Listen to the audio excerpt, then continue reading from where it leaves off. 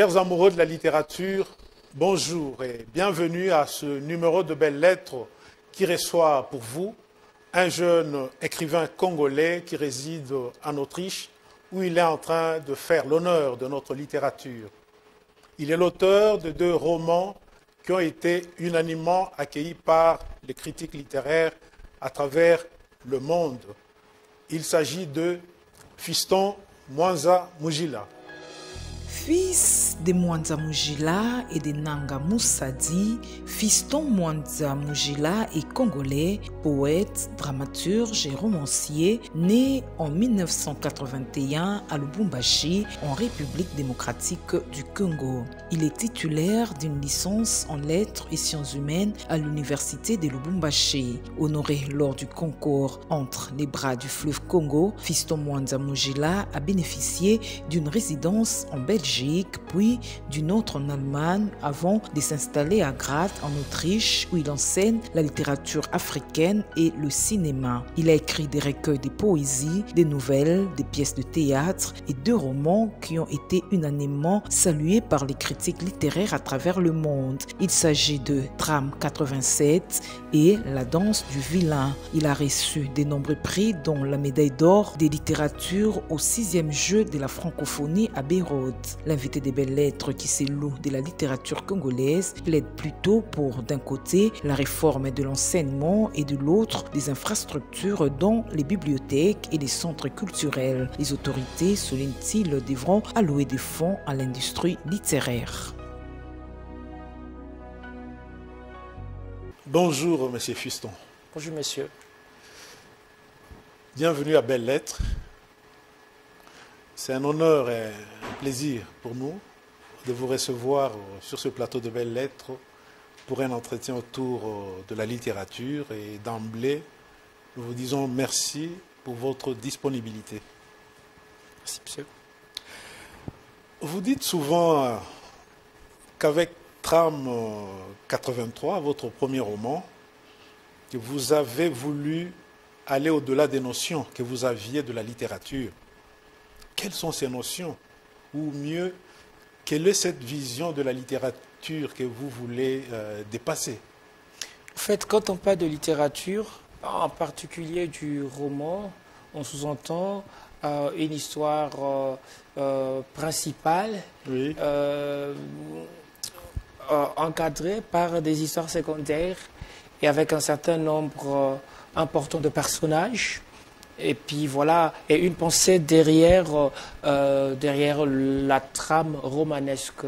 Et moi, de le départ, j'avais cette envie d'écrire un roman qui brassait les bruits du monde, qui brassait les bruits de mon imaginaire, qui brassait les odeurs, les bruits, les vrombissements de grandes villes comme Kinshasa ou des paysages miniers. Et donc, pour travailler ce texte, je fais simple. J'ai utilisé la technique dont je me sers quand j'écris pour le théâtre. C'est-à-dire quand j'écris pour le théâtre, je crée d'abord des personnages. Oui. Et à partir de personnages, j'essaie de construire ou fagoter ou inventer une histoire. C'est des personnages qui font un roman. Voilà. Et donc ce que j'ai fait, c'est que j'ai créé des personnages assez forts, et puis à partir de ce personnage, j'ai créé le roman. Ce qui fait que le Trame, ce premier roman, n'est pas un roman au sens classique. Oui. Pour moi, ça peut être un recueil de poésie, ou même une pièce théâtrale, parce qu'il y a ce qu'on appelle en allemand du Bühne. Donc le plateau, comme le bar, c'est vraiment un plateau de théâtre. Et les personnages qui ont dans ce bar, c'est presque des comédiens qui interprètent peut-être leur propre vie. Voilà, c'est ainsi que c'est par là que je suis parti, donc en prenant beaucoup de liberté. Ok, comment concevez-vous la littérature?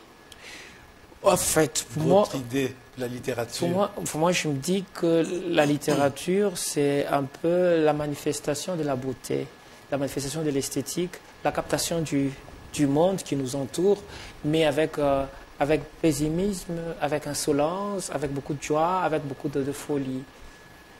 Est-ce que la littérature vise en premier la beauté et pas autre chose? Et pas la vérité, par exemple?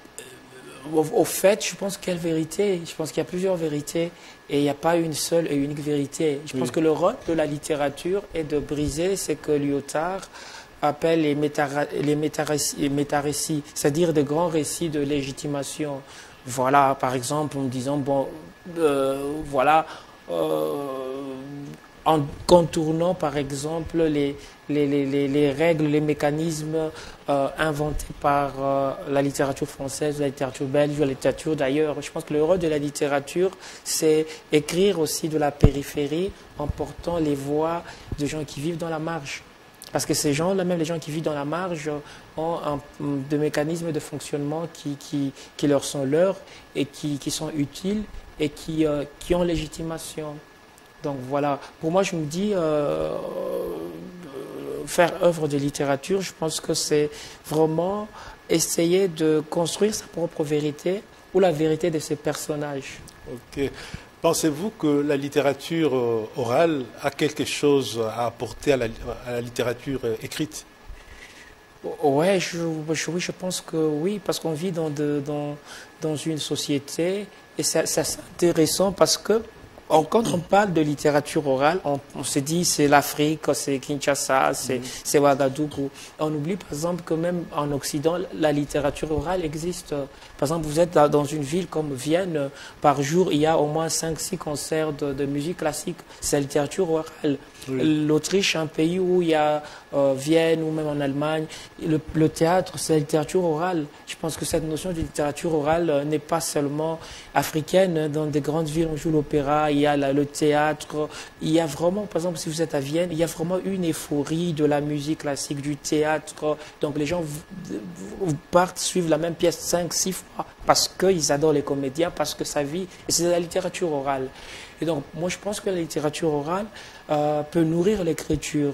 Oui. Mais dans ma conception de musicien raté, parce que mes premiers rêves, c'était de devenir musicien, j'essaie toujours d'utiliser la tradition orale, oui. Le souffle, la musicalité, cette sourde violence, si je puis ainsi m'exprimer, cette musicalité pour vivifier la prose, donc pour vivifier l'écriture, parce que de mon point de vue, l'écriture est une prison, les mots restent enfermés et je pense qu'il faudrait beaucoup de folie, c'est-à-dire dire le texte sur scène pour libérer la langue ou le langage littéraire.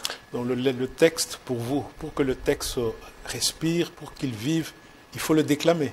Il faut le déclamer. Pour moi, la performance orale est la continuité de l'écriture. Une écriture qui ne se limiterait qu'au texte dans le livre est incomplète. Mais c'est selon moi. Je pense que dans l'art, et c'est un miracle, il n'y a pas un seul point de vue. Hein. Je pense qu'il y a une diversité de points de vue. Pour moi, c'est l'évangile selon Mwanza Mujila. Donc, selon moi, je conçois la lecture, la déclamation, la récitation comme des formes de continuité de la littérature. Et pourtant, tout texte bien écrit contient en soi déjà un rythme, une certaine cadence. Est-ce qu'il faut seulement le déclamer pour faire ressortir ce rythme-là, cette cadence? Moi, je pense que, par exemple, c'est presque difficile pour moi, selon moi, par exemple, de décrire un acte sexuel. Un acte sexuel avec les mots. C'est difficile, par exemple, de décrire des bruits, des odeurs.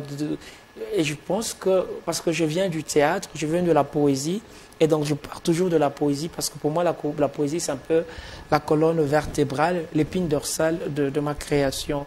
Pour moi, je pense que la poésie, c'est quelque chose de musical.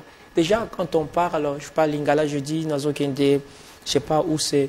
Je pense que peut-être on ne parle pas, mais peut-être on chante. Si un extraterrestre tombait ici à Kinshasa, peut-être il sera émerveillé par la façon dont on parle. Pour lui, peut-être ce serait des chansons. Je ne pense pas qu'on parle. Pour moi, on chante. Parce que toute langue a des ferments de musicalité. Quel rapport y a-t-il entre littérature et musique? Bon, là, je pourrais... je me rappelle, j'ai étudié la littérature. En fait, j'ai fait la section latin philo. Oui. Il y a un écrivain, Cicéron, qui disait tous les arts qui touchent à la culture générale ont un lien commun et sont unis comme par une certaine parenté. Je pense qu'il y a une parenté entre la musique et la littérature. Le musicien Werason, Jibé, Ferré ou Fali, je pense, chantent, écrivent avec les notes. Nous, les écrivains, on écrit avec les mots.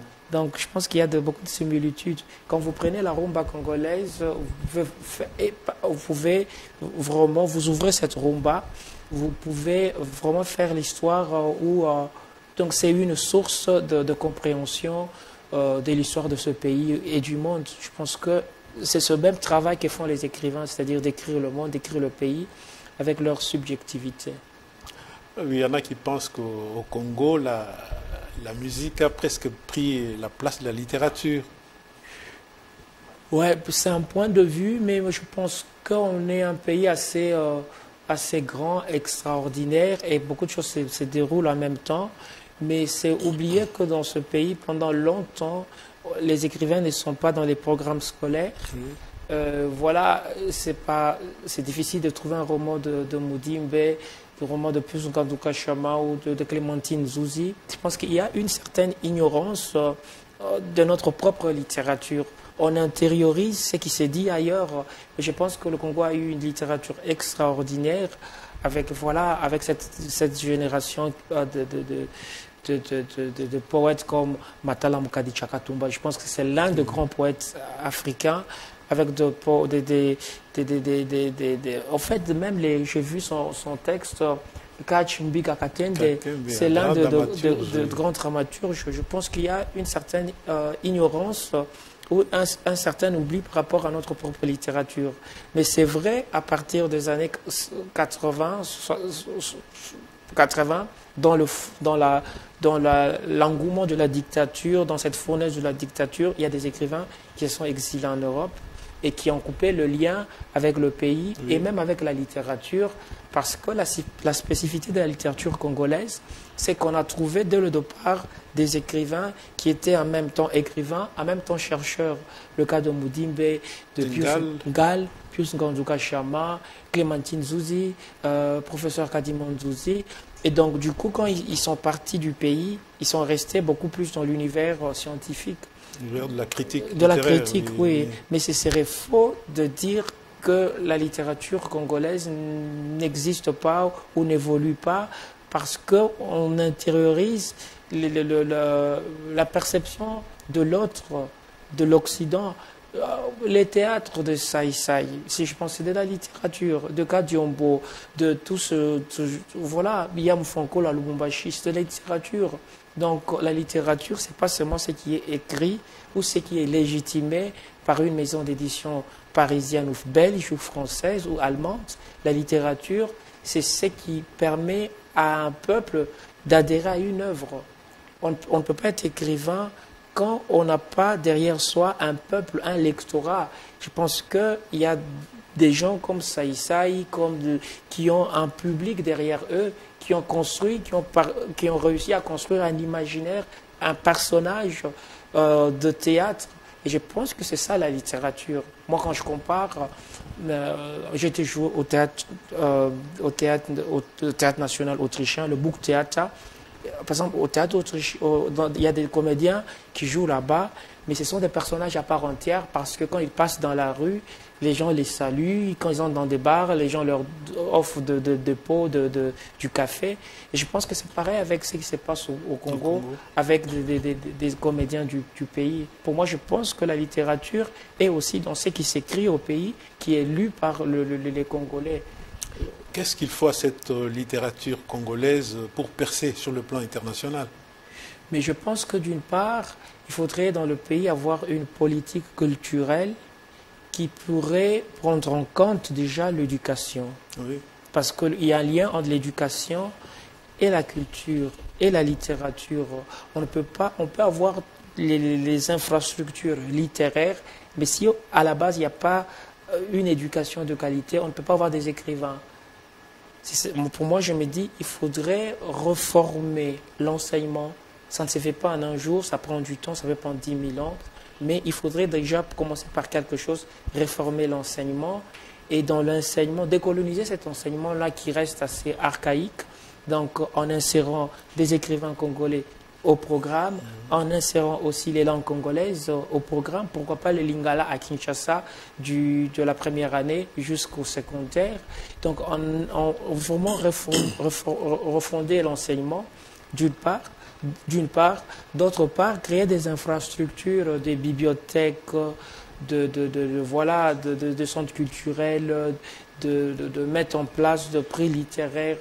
Voilà, je pense que ce mécanisme, c'est pas le propre de l'écrivain, c'est la tâche ou le devoir d'un pays, du gouvernement, de pouvoir insuffler l'appareil littéraire.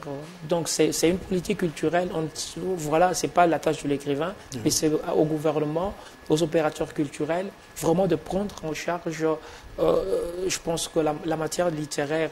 Et il faudrait même pour le Congo organiser des assises pour reformuler, pour refonder l'enseignement, mais également repenser notre littérature, parce qu'il y a des écrivains, des jeunes qui écrivent, mais qui ne sont pas lus, parce qu'il n'y a pas de lectorat, parce que les maisons d'édition n'assurent pas comme par le passé, parce qu'on oublie que dans les années, au lendemain de l'indépendance, dans les années 60, il y avait cette euphorie avec les Clémentine Touzi, les Thomas Poeboitou. Il y avait vraiment cette euphorie-là qui commence à renaître dans la jeune génération. Je pense que si les autorités politiques accompagner cette littérature, je pense qu'on va cueillir d'ici là de bons fruits. Ce qui est important, c'est de souligner, parce que quand on parle de littérature, moi je suis fils de barman, petit-fils de barman, oui. Donc je viens d'une famille de commerçants. Je pense que quand on parle de culture, littérature, il faut parler aussi argent, économie, parce que là, on ne peut pas faire de littérature quand on n'a pas en oubliant, en faisant fi de l'argent, de l'économie. Je pense qu'il faudrait allouer des fonds à l'industrie culturelle de ce pays. Ok. Quelle est l'idée que vous vous faites d'un écrivain? Je dois souligner que c'est mon point de vue, oui. Mon évangile. Oui. Je ne parle pas au nom de... Je pourrais parler au nom de mon père parce qu'il porte mon nom, ou de ma mère, ou de mes frères, mes sœurs, de ma généalogie. Donc voilà. Donc pour mon point de vue, un écrivain, c'est quelqu'un qui travaille avec la matière littéraire. Et la matière littéraire, c'est la langue, c'est l'esthétique. Un écrivain, c'est quelqu'un qui arrive à créer un imaginaire. On ne devient pas écrivain avec un livre. On devient écrivain quand on arrive à créer un imaginaire à travers des personnages, à travers son propos, sa langue, sa façon de raconter l'histoire ou de créer un cadre romanesque. Et donc, je pense que l'écriture, on devient écrivain quand on arrive à avoir ce qu'on appelle un style. Hein? Tu écoutes, tu dis, ah, Oisa, Papa Wemba. Tu dis, non, ça c'est ça c'est Oisa Kester, oh, ça c'est Madilo. Mongongo, il y a Emene ou. Je pense que l'écrivain, c'est quand on arrive vraiment à voir sa propre langue, son propre style, à créer un imaginaire de personnage. Et puis, donc, c'est un travail qui s'est fait comme une construction d'un immeuble, d'une bâtisse, qui s'est fait avec chaque texte, avec... par exemple, on a ici Alain Mobankou, c'est un écrivain qui a construit un imaginaire depuis Bleu, Blanc, Rouge jusqu'à son dernier roman, passant par Vert cassé, voilà, Black Bazar, ainsi de suite, parce qu'il y a des personnages qui appartiennent à l'univers de Mobankou. Jean Bofan, c'est pareil, il a des personnages, tu dis ça c'est Jean Bofan. Et donc je pense que l'écrivain, c'est quand on commence à vraiment avoir ses personnages, avoir son monde littéraire, sa manière de raconter. Je pense que c'est là la notion de l'écrivain. Au fait, le style d'un écrivain, c'est une langue dans une langue. Oui, c'est ça. Voilà, c'est comme si on prend cette langue-là, oui. On essaie de... voilà, on essaie de la malaxer, de créer une langue dans la langue, comme vous l'avez dit. Je pense que c'est ce qui est important. comme écrivain, mais être écrivain, c'est aussi l'art de raconter une histoire ou des histoires. C'est aussi parce que en tant que francophone, on passe sous silence le côté de la narration. Oui. En allemand, pas Erzählung. Des fois, on oublie que le roman, c'est pas seulement les mots qui éclatent, qui vont dans tout le sens, qui se coincent, qui s'emboîtent, qui s'embrigadent. Mais la littérature, c'est aussi comment dire, comment raconter une histoire. Un accident banal se passe ici au coin de la rue, mais comment raconter cette histoire. Je pense que c'est aussi ça la littérature. Comment devient-on écrivain? Est-ce par vocation, par volonté? Peut devenir écrivain? Qui veut devenir écrivain? Mais je pense que c'est encore selon moi. Oui. Selon moi, voilà. De mon point de vue, être écrivain, il y a dans l'écriture la notion du travail. Donc on ne peut pas écrire un texte après 10 ans et puis écrire un autre texte et dire qu'on est écrivain. Je pense qu'il y a quelque chose qui se construit dans la continuité. C'est-à-dire, être écrivain, c'est quand on se dit, là je suis écrivain, et qu'on met en place des mécanismes de fonctionnement, je dirais, d'un écrivain. Pour moi, l'écrivain, c'est celui qui écrit, qui se propose d'écrire, de construire un imaginaire, de construire des personnages et de construire quelque chose dans la durée. Être écrivain, ça ne signifie pas seulement publier en France ou publier, mais c'est arriver à construire un imaginaire. Ça peut être, voilà, pour ceux qui font le théâtre, et ainsi de suite, mais c'est arriver à construire un imaginaire, mais aussi à permettre à ce que sa création, ses propres textes, accèdent au grand public. Voilà. Quels sont les écrivains qui vous ont influencé dans votre pratique d'écriture, ou pour parler en vos termes, quelle est la généalogie littéraire de Fiston Mwanza? Ok, je retourne à la question précédente. Oui. En fait, moi, je me considère comme Freischriftler. C'est une notion qui, dans l'espace germanophone, Freischriftler, ça veut dire écrivain professionnel. Je suis reconnu, quand je n'enseigne pas la littérature, je travaille comme Freischriftler, c'est-à-dire écrivain professionnel. Ce que je fais du matin au soir, c'est écrire, réfléchir sur des textes. Voilà, c'est ce que je fais comme métier. Intéressant. Oui, c'est-à-dire que je sais que, voilà, quand je n'enseigne pas, de 8h à 9h à midi, j'écris. Si je ne suis pas inspiré, je fais la recherche sur des personnages ou je travaille sur d'autres projets de théâtre. Et puis après-midi, j'écris, donc je fais ce travail de Freischrift. Donc voilà, je prends la littérature comme un métier, comme une profession. Donc voilà. Mais par rapport à la généalogie, j'ai dit dans un de mes recueils de poésie que je suis l'enfant de plusieurs mères. Donc il y a plusieurs généalogies. Il y a la généalogie congolaise. Oui. Je suis dans cette généalogie de Paul Omami Chibamba, oui. Paul Omami Chibamba avec son merveilleux Ngando.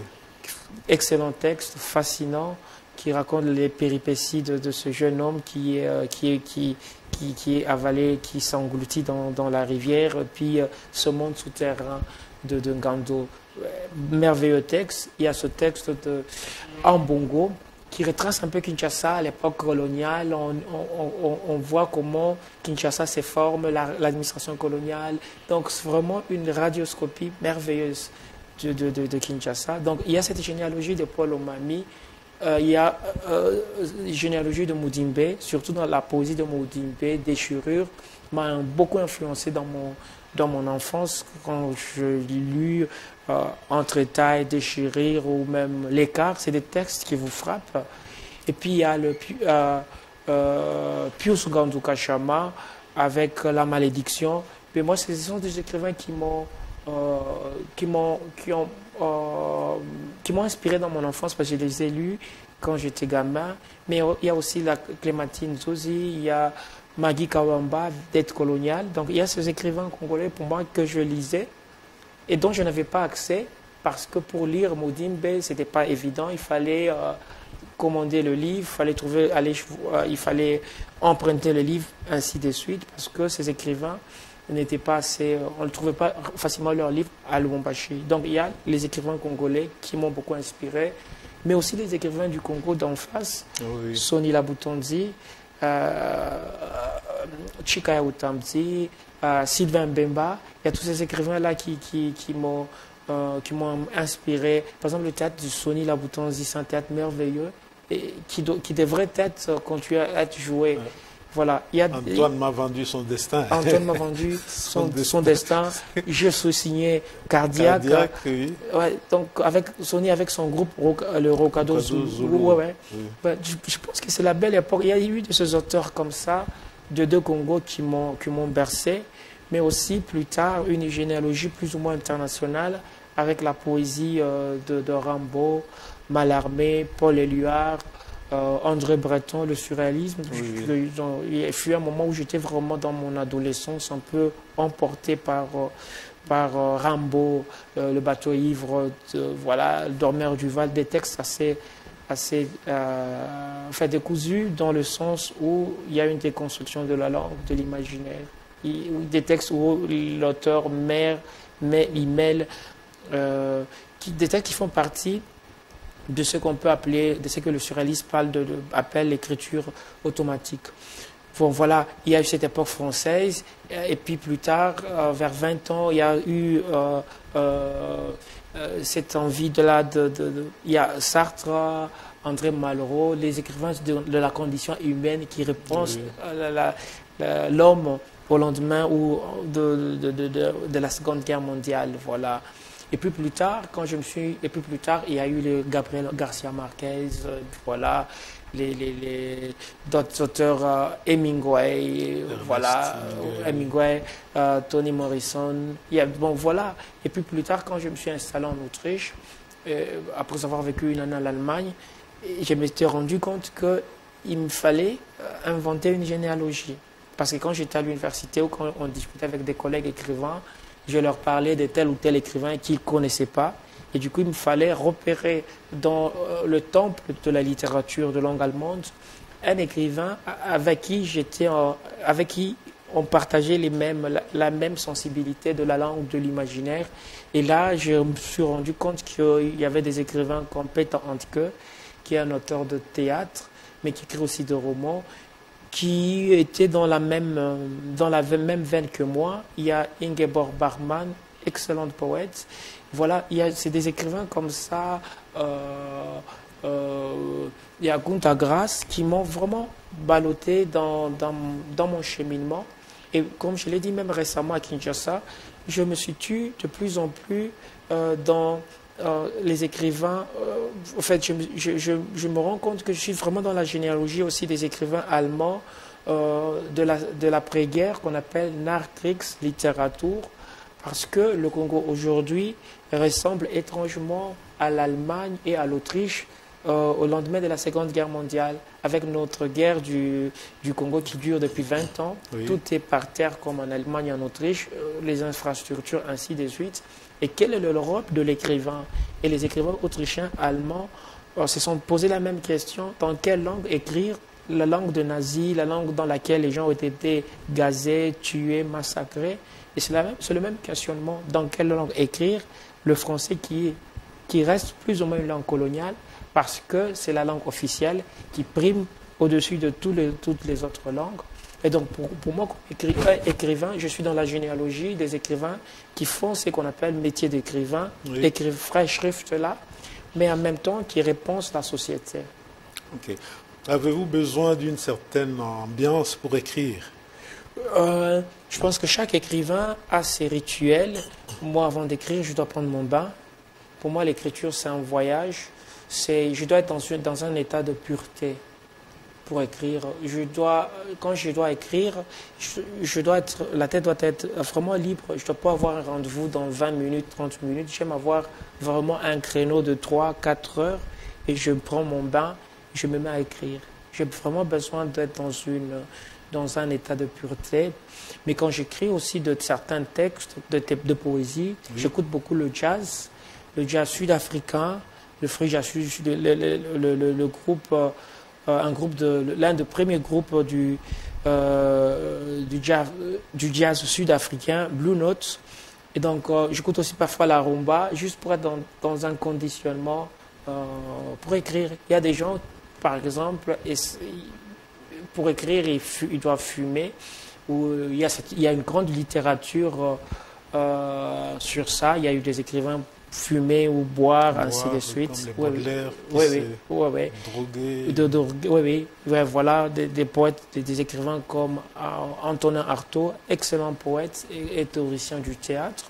Mais donc pour moi, je dois être dans un conditionnement propre et puis écouter de la musique. Parfois, je peux écrire sans musique, mais vraiment, je dois prendre le temps pour écrire. Vous écrivez en français. Quel est votre rapport à la langue française? J'écris en français et en allemand. Oui. Mon rapport à la langue française, c'est un rapport assez décomplexé parce que j'utilise la langue française comme ma propre langue. J'essaie toujours dans la langue de trouver un imaginaire qui m'est propre. Je trouvais un langage qui m'est vraiment proche. Il y a beaucoup de débats sur la question de dans quelle langue écrire. Moi, je suis né à Lubumbashi, dans une ville où on parlait le Swahili, et puis voilà, je suis devenu écrivain comme ça par hasard. Et donc, pour moi, j'écris en français, mais j'essaie de résoudre la question, le conflit entre moi et la langue, cette langue, ancienne langue coloniale. Donc voilà. Et donc, j'essaie, quand j'écris en français, tout au plus, de pouvoir faire en sorte que cette langue soit au niveau de mes personnages. C'est un dilemme, mais c'est mon point de vue. Il y a certaines personnes qui pensent qu'en tant qu'écrivain congolais, on devrait écrire en Chiluba ou en Swahili. Ouais. Moi, je pense que c'est un point de vue, mais ce qui est important est de retenir que il faut d'éviter la dictature dans l'énonciation de la littérature congolaise. Parfois certaines personnes disent écrivain, mais également théoricien de la littérature congolaise, ou lecteurs disent « Ah, pourquoi tel écrivain écrit de telle manière? Pourquoi tel écrivain écrit de telle manière ?» Moi, je pense que la littérature ou l'écosystème littéraire congolais a à gagner en étant ouvert, en étant polyphone. Nous tous, on ne peut pas écrire comme Bia. Nous tous, on ne peut pas écrire comme Yolande Elebe. Nous tous, on ne peut pas écrire comme Sins ou comme Ali Richard. Mais je pense qu'il y ait dans cet écosystème des Ali Richard, de Bia, cette diversité d'écriture, de points de vue. Et je pense que c'est la richesse de tout écosystème littéraire. Moi, je trouverais intéressant qu'il y ait des gens qui écrivent en lingala, mais d'autres en français ou en russe. Parce que ça fait partie de l'écosystème, de la beauté d'un paysage littéraire. Par exemple, en France, il y a eu des auteurs comme UNESCO ou UNESCO. Il y a l'auteur d'un texte Milan Kundera. Oui, Milan. Quand ils ont commencé à écrire en français, ils ont très vite été assimilés à la littérature française. Je pense qu'on ne doit pas être dans l'exclusion. On doit ouvrir les gens qui écrivent en Chiluba, en russe, je sais pas, ils font partie de la littérature. C'est ça la beauté d'un écosystème littéraire. Donc moi, j'écris en français et je considère cette langue comme une langue congolaise, comme ma propre langue, et j'essaie de résoudre le conflit colonial en écrivant dans cette langue, de manière personnelle. Mais j'écris aussi en allemand, pour moi, qui n'est pas une langue héritée, mais une langue choisie. Donc il y a une démarche pour écrire en allemand, une démarche assez libérée, choisie d'écrire dans cette langue-là. En fait, vous pensez dans quelle langue?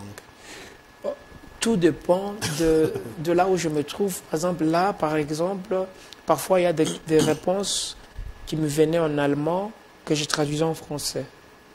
Alors qu'il n'y a pas longtemps, quand j'étais en difficulté avec des amis à l'extérieur, là, ça sortait comme ça. Mais le fait de ne pas pratiquer le français au quotidien, oui. Parce que je travaille en allemand, tout mon travail, c'est presque en allemand, mais j'écris en français.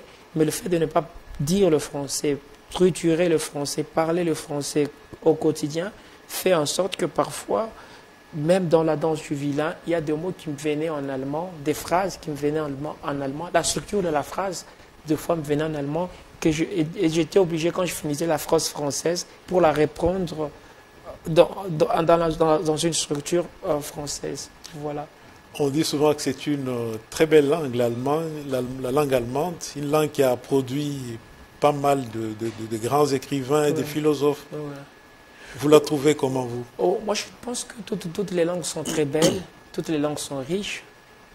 Le Chiluba, le Swahili. Beaucoup de gens me disent que le Lingala, c'est une langue qui n'est pas assez outillée. Mais je trouve que le Lingala, c'est une langue très belle langue, très riche. Le problème qu'il y a, c'est qu'il faut aller aux sources de la langue. Donc, ouais, voilà, toutes les langues sont belles, riches. Tout dépend de la manière dont l'écrivain, qui est, en allemand, on appelle Handwerker, qui est un ouvrier. Tout dépend de la langue dont l'écrivain parvient à construire sa langue. Pour moi, je trouve écrire dans une langue, je trouve qu'il y a quelque chose de très manuel dans l'utilisation de la langue. Les écrivains sont des ouvriers. Ils frappent du matin au soir. Ouais, je pense que j'ai ce rapport-là parce que je viens du Katanga, des gens qui travaillent dans la mine, voilà, ce rapport matériel, plastique, physique à la langue. Moi, je pense que les écrivains sont des forgerons. Au sens classique, au sens traditionnel, les gens qui travaillent avec le feu. Je pense dans toutes les langues, en particulier en swahili, parfois en allemand, parfois en français, tout dépend du contexte. Voilà. Et vous rêvez dans quelle langue? Là aussi, tout dépend du contexte, plutôt du contexte. Aujourd'hui, j'ai rêvé j'étais à Lubumbashi et là je pense que c'est sorti en Swahili. Oui. Dans l'une de vos nombreuses interviews, vous dites, je cite, « Je cherche dans quelle langue dire le Congo, tout en restant dans un certain universalisme. » Avez-vous réussi à trouver cette langue? Et puis, pensez-vous qu'en demeurant dans le particulier, le local, c'est-à-dire la RDC, vous avez réussi à rester dans un certain universalisme?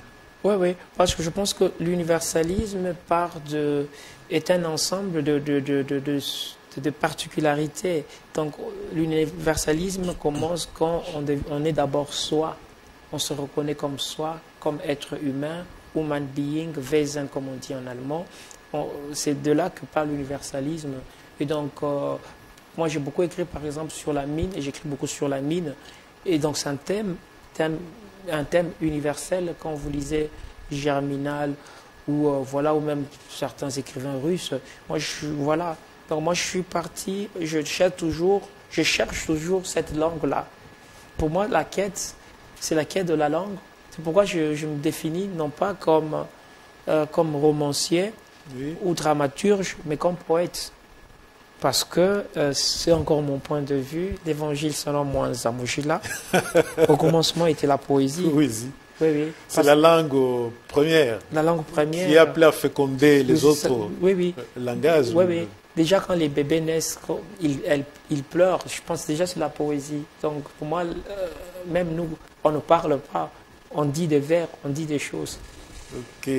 Pouvez-vous nous dire brièvement de quoi est-il question dans Tram 83? En fait, mon Tram, c'est un univers minier avec deux personnages principaux, un écrivain et un bandit de grand chemin. Et voilà, donc on est dans un pays qui fait sécession et il y a des gens qui arrivent de partout à la recherche de l'argent facile, de la vie, ainsi de suite. Pendant la journée, ils sont dans des carrières minières.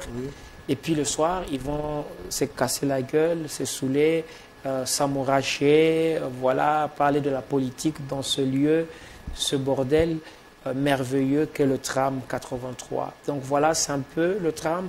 Ce que j'ai fait avec le Tram, c'est qu'il y a dans le roman différentes facettes de la vie minière. Je peux dire que c'est plusieurs histoires, qui s'enchevêtrent et qui créent le roman. Ok, dans la danse du vilain, de quoi est-il question brièvement? Mais plus ou moins inspiré par l'aventure de ce qu'on appelle les fameux Banalunga.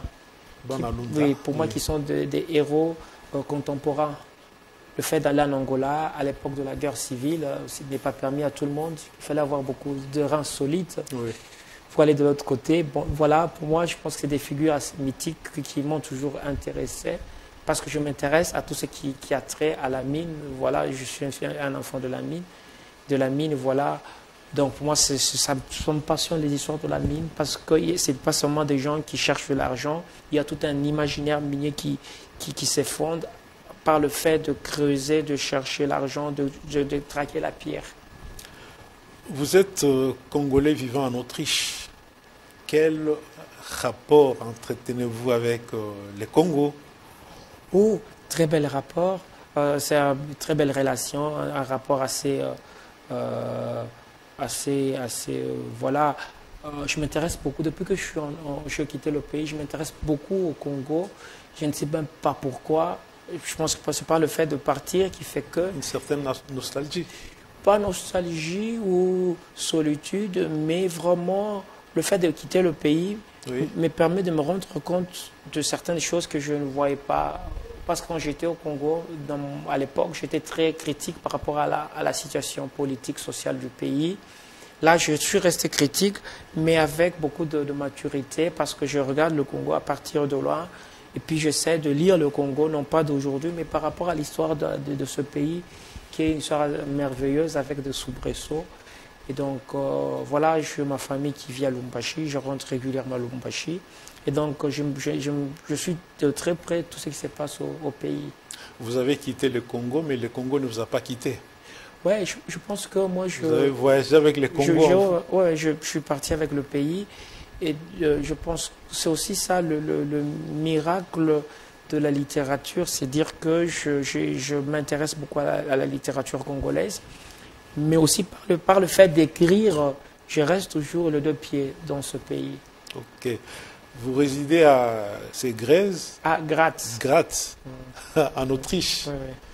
Où vous avez certainement eu à côtoyer d'autres littératures. Ouais, ouais. Et si on vous demandait de faire une comparaison entre la littérature congolaise et les autres littératures, autrichiennes, allemandes? Ouais.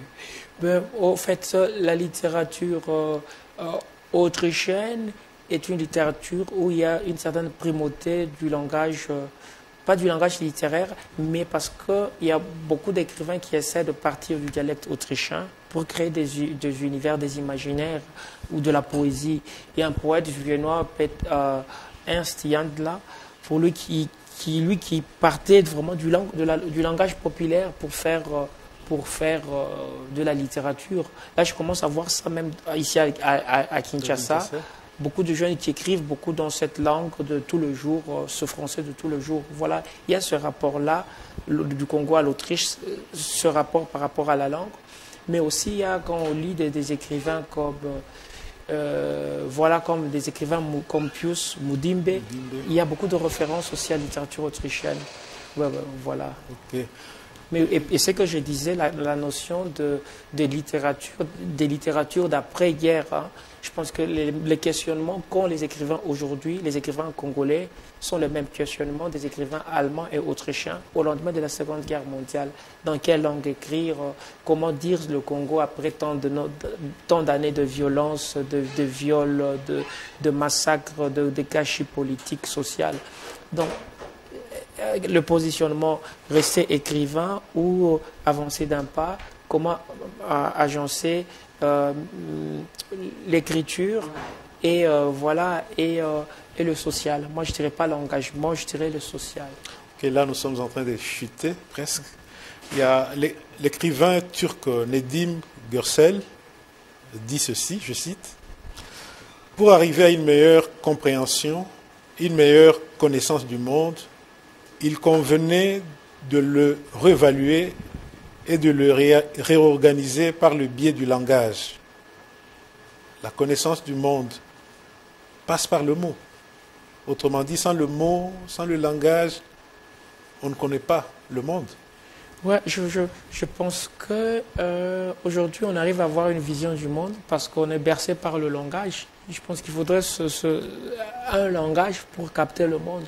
Je pense qu'on est dans notre imaginaire, dans notre vie de tous les jours, on est vraiment guidé, on est façonné par des grands mythes, par des récits nationaux, hein, voilà, ou parfois locaux. Je pense que ce sont ces grands mythes-là qui façonnent notre imaginaire comme humain, qui façonnent notre mémoire collective. Voilà où je pense que la langue, la littérature, la musique, la peinture, la sculpture sont très importantes pour, je pense que pour l'être humain. Sans la culture, je pense qu'il n'y a pas de vie. Ah bon. Pour finir, avez-vous un mot à dire à propos de cette émission qui vous a reçu, Belles Lettres? Je suis votre émission régulièrement depuis voilà quelques temps. Enfin, j'apprécie déjà l'animateur de l'émission parce que vous n'allez pas comme ça de manière superficielle. Donc, il y a vraiment l'émission entre en profondeur, essaie de vraiment d'étirer les vers du nez de l'écrivain ou de l'écrivaine. Oui. Et c'est que j'apprécie beaucoup, c'est-à-dire que c'est professionnel et puis le décor il est excellent et puis vraiment on se sent à l'aise quand on est sur le plateau et j'apprécie aussi la qualité de vos intervenants. Il y a l'ancienne école qui est passée par ici, qui vient vous inviter les écrivains établis, assis, mais en même temps des écrivains de la nouvelle génération. Je pense que ce sont de telles émissions qui permettent aussi, parce que la littérature, un champ littéraire, non, la littérature, quand on parle de littérature, le champ littéraire, c'est pas seulement l'écrivain qui écrit chez lui. Tout ce qui constitue littérature, enfin, pour constituer littérature, il faut aussi cet autre côté qui est caractérisé ou constitué par les libraires, les émissions littéraires. Je pense que ce sont de ferments de toute culture littéraire. Donc j'apprécie la qualité de vos intervenants et vous-même qui animez l'émission avec brio et sagesse. Nous vous disons merci beaucoup pour avoir répondu à notre invitation et pour nous avoir vraiment enrichis, puisque nous avons été largement enrichis au travers de cet entretien. Merci.